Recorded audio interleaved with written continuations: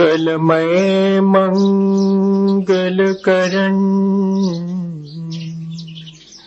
वीतराग विज्ञान नमो ताहि जाते भये अरहंतादिमः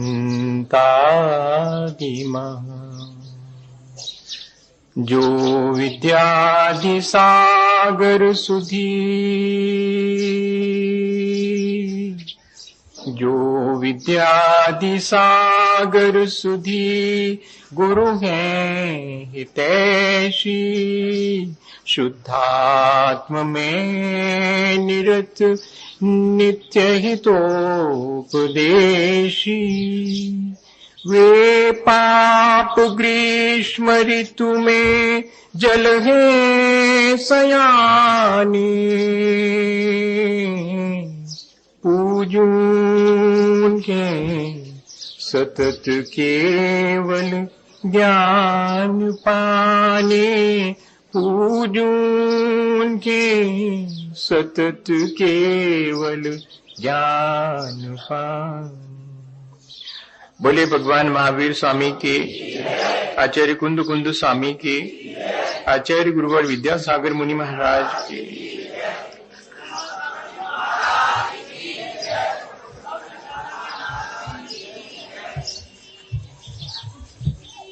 हमेशा की तरह आज भी हम सभी लोग इस बात पर विचार करने के लिए इकट्ठे हुए हैं कि जो जीवन हमारा शेष रहा है उसे हम और कैसे बेहतर ढंग से जी सकें। हमारी जिम्मेदारी और जीवों की अपेक्षा कुछ अधिक ही है।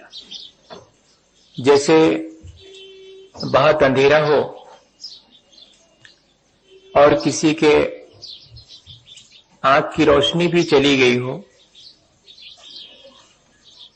और वो यदि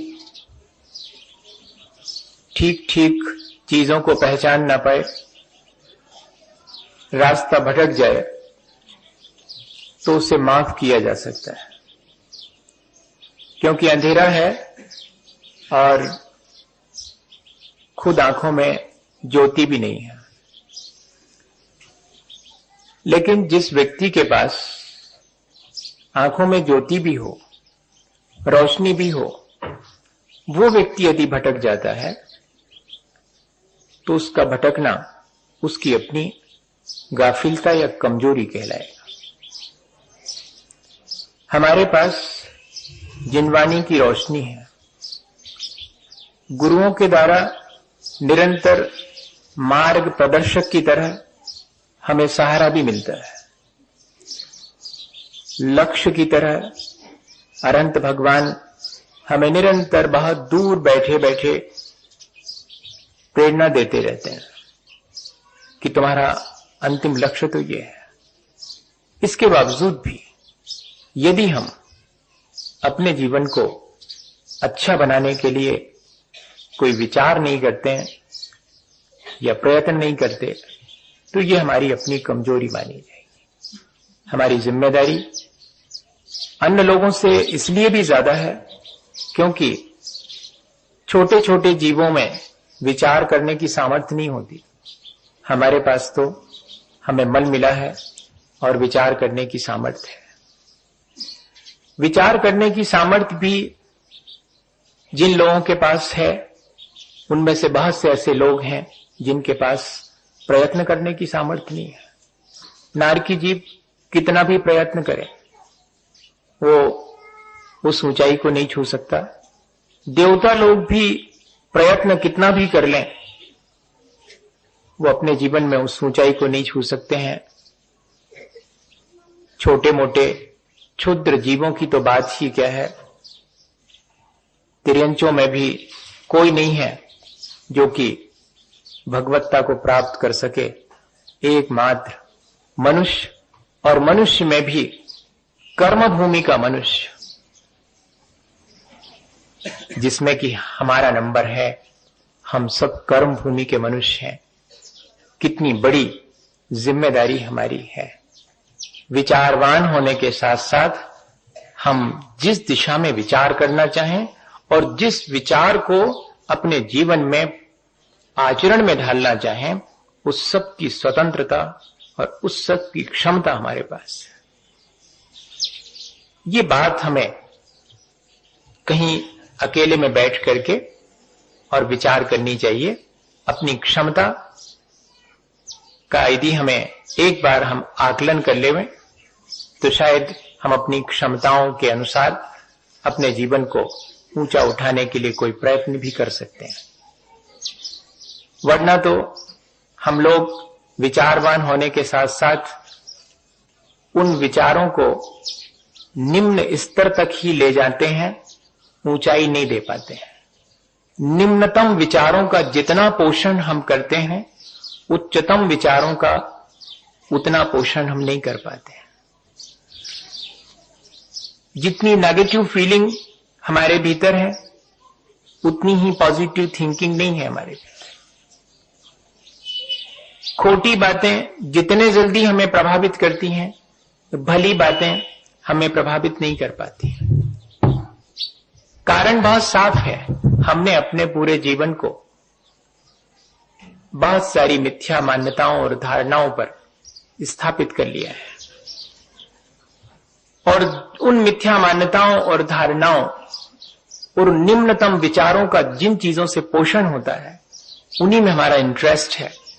कोई उनसे हमें अलहदा करके और कोई ऊंचाई की बात कहे तो सहसा विश्वास नहीं होता। असल में निम्नतम विचारों को स्वीकृति देने से हमारा अहंकार पुष्ट होता है। जैसे क्रोध करना, पाप करना या पाप का विचार करना, ये कोई बहुत ऊंचा विचार तो नहीं है। किसी से भी पूछ लें अपन, गुस्सा करने का विचार, अहंकार करने का विचार कोई बहुत ऊंचा विचार नहीं है।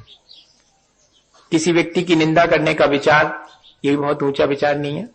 किसी को भी टॉर्चर करने का, किसी को भी दुखी करने का, किसी के भी दिल को पीड़ा पहुंचाने का विचार भी बहुत अच्छा विचार नहीं है। लेकिन इस तरह का विचार अगर कोई ये कह दे कि ये तो बहुत नेचुरल सी चीज है, कोई भी होगा, क्या ऐसा है कोई संसार में जो गुस्सा ना करता हो, जिसको अहंकार ना आता हो, जिसको लोभ ना जागृत होता हो? अरे कोई भी ऐसा नहीं है, ये तो बायोलॉजिकल नीड है। ये तो जितने भी इमोशंस हैं वो बहुत नेचुरल हैं। अगर कोई ऐसा कह दे तो हम बहुत जल्दी स्वीकार कर लेते हैं। ऐसा स्वीकार कर लेने से बड़ा कंसोलेशन, बड़ी सांत्वना मिलती है कि कोई अकेले अपन ही थोड़ी है गुस्सा कर रहे हैं, सारी दुनिया कर। बड़ा मन को संतोष मिलता है। और इतने ही नहीं, श्रेष्ठताओं के प्रति चुनौती खत्म हो जाती है। अगर कोई श्रेष्ठ विचार हमारे पास है तो फिर मैं उस श्रेष्ठ विचार के अनुसार अपने जीवन को बनाऊंगी, चुनौती खड़ी हो जाती। और श्रेष्ठता का से इनकार करने में और निम्नता को स्वीकार करने में सारी चुनौती खत्म हो जाती। किसी भी श्रेष्ठता का हम इसीलिए अपमान करके बहुत अच्छा महसूस करते हैं। किसी भी सज्जन की निंदा करके हम इसलिए सुख महसूस करते हैं क्योंकि चुनौती अब तक थी कि वो सज्जन है, वो इतना ऊंचा है और मैं नहीं हो पा रहा हूं। ये चुनौती थी। पहले गिल्ट फील होता था कि मैं गुस्सा करता हूं और कोई है जिसको कि गुस्सा ही नहीं आता, कोई है जिसको कि अहंकार नहीं आता, मैं निरंतर पाप में लगा हूं और कोई है जो कि पाप से मुक्त हो सकता है। तो बड़ी चुनौती है और बड़ा गिल्ट फील होता, बड़ा अपराध बोध होता है। लेकिन कोई अगर ये कह दे कि ये सारी चीजें बहुत बहुत कॉमन है, बहुत सहज हैं, ये तो होंगी, तो फिर बड़ा मन को संतोष मिलता है, बड़ी सांत्वना मिलती है। कई बार तो अपन अपने मन को ऐसे कंसोलेशंस देते रहते हैं, ऐसी सांत्वना देते रहते हैं कि डोंट वरी, जो कर रहे हो ठीक कर रहे हो, सब कर रहे हैं, दुनिया कर रही है, तुम ही अकेले थोड़ी। हम विचारवान होकर के भी अपने भीतर उठने वाले निम्नतम विचारों को बहुत पोषित करते हैं उच्चतम विचारों की अपेक्षा। हम थोड़ा सा इस बात पे विचार करें। हमारा पूरा का पूरा जीवन अगर हम देखें तो निम्नतम विचारों से ही पुष्ट है, उसी पर खड़ा हुआ है।